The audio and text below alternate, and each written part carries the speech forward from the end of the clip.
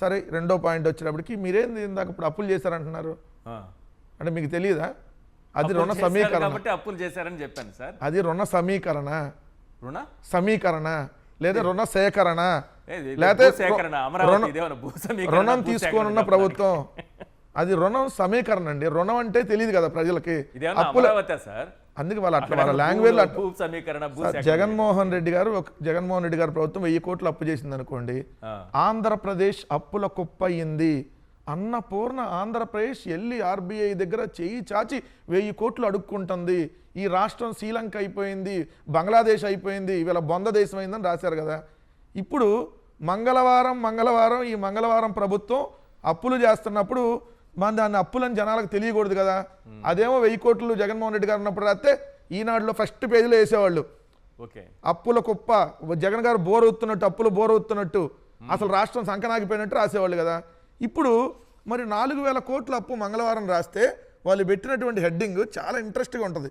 చంద్రబాబు నాయుడు గారు 75 ఏళ్ల వయసులో ఏదో గోల్డ్ మెడల్ సాధించినట్టుగా, ఆయన సైకిల్ దొక్కి మరీ వెళ్ళి ఆర్బీఐ దగ్గరికి రన్నింగ్ రేసులో అన్ని రాష్ట్రాల కంటే ముందెళ్ళి ఈయన తెచ్చుకున్నట్టుగా, ఈ నెల 30న 4000 కోట్ల రుణ సమీకరణ, రాష్ట్ర ప్రభుత్వం 4000 కోట్ల రుణం సమీకరించనుంది.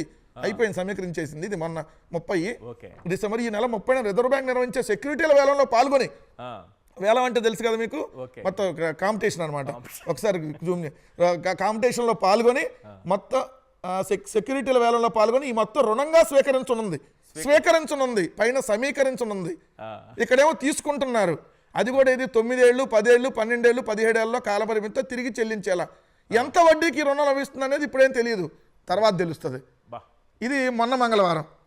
రేపు మంగళవారం తీసుకోబోయే దాంట్లో 6500 కోట్లు.